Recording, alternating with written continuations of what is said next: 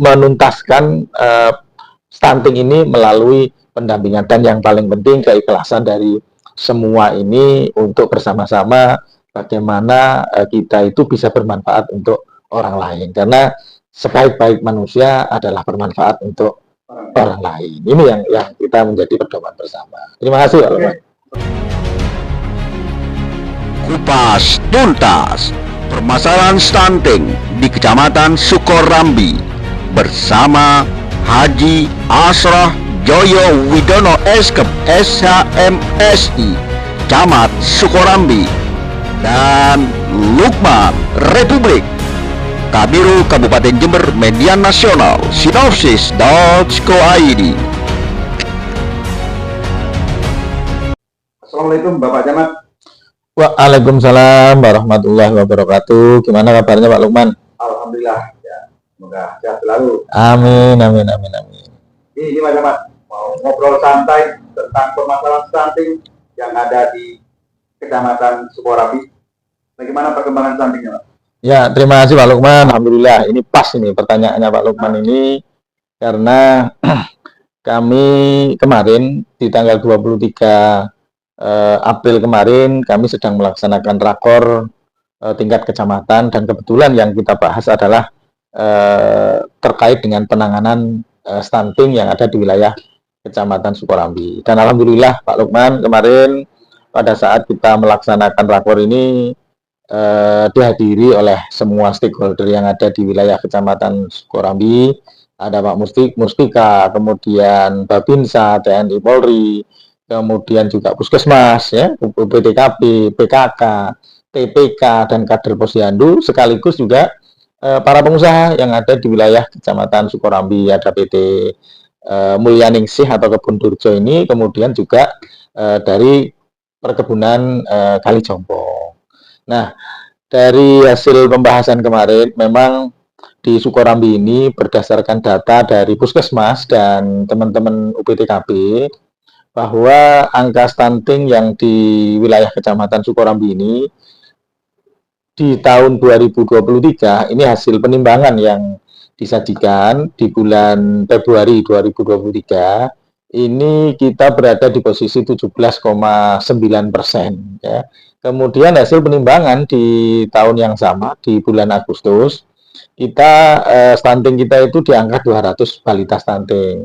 Nah, kemudian di tahun 2024 di bulan Februari kita berada di angka 195 balita stunting. Artinya turun dari 200 menjadi 95. Tapi penurunannya tidak signifikan, hanya 5 balita yang lolos tidak stunting. Tapi angka 195 ini masih menjadi problem di kita. Maka kemarin kita sudah bersepakat bagaimana cara kita untuk menyelesaikan permasalahan stunting, khususnya di angka 195 ini yang tersebar di 5 desa. Nah, apa yang akan kita lakukan, yaitu dengan optimalisasi teman-teman TPK, ya, tim pendamping keluarga.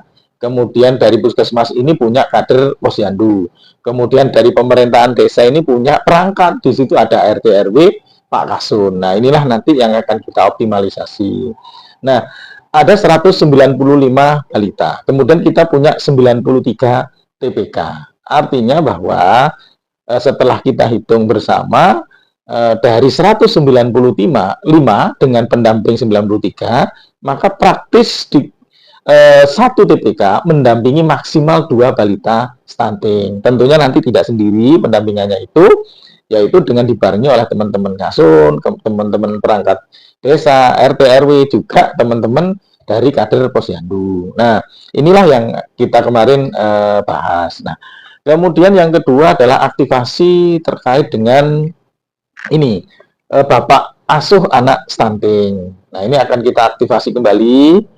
Jadi selama ini ternyata Pak Dan Ramil Sukorambi ini sudah melakukan itu, yaitu menjadi bapak asuh dari balita stunting. Nah, ini akan kita tindak lanjuti juga kepada kita semua yang ada di Muspika, kemudian yang ada di perangkat desa, kemudian juga teman-teman Puskesmas barangkali, dan teman-teman kecamatan ASN yang mampu untuk ikut serta di dalam rangka sebagai bapak asuh anak stunting. Nah, kemarin juga ada yang bertanya, bagaimana Pak tentang pendampingannya? Pendampingan yang dilakukan oleh TPK, kemudian teman-teman ASN, teman-teman perangkat, ini adalah yang pertama itu mengawasi terkait dengan asupan makanan atau PMT yang diberikan kepada balita itu. Sumbernya dari mana PMT itu? Bisa juga dari donatur, bisa juga dari anggaran desa dengan program One Day One Egg atau 1 hari 1 telur, atau dengan PMT yang lain yang disediakan oleh pemerintah desa maupun para donatur. Nah, ini kita dampingi bahwa makanan yang disediakan itu atau intervensi spesifik itu harus dikonsumsi oleh balita stunting tersebut. Nah, kemudian yang kedua, apalagi yang dilakukan, yaitu memantau tumbuh kembang dari balita stunting itu. Bagaimana caranya? Yaitu ikut melakukan pendampingan pada balita ini ketika tidak datang posyandu, kita jemput supaya ikut melakukan kegiatan posyandu sehingga terdata berapa kenaikan yang signifikan. Nah, kemudian juga pendampingan terhadap keluarga risiko stunting.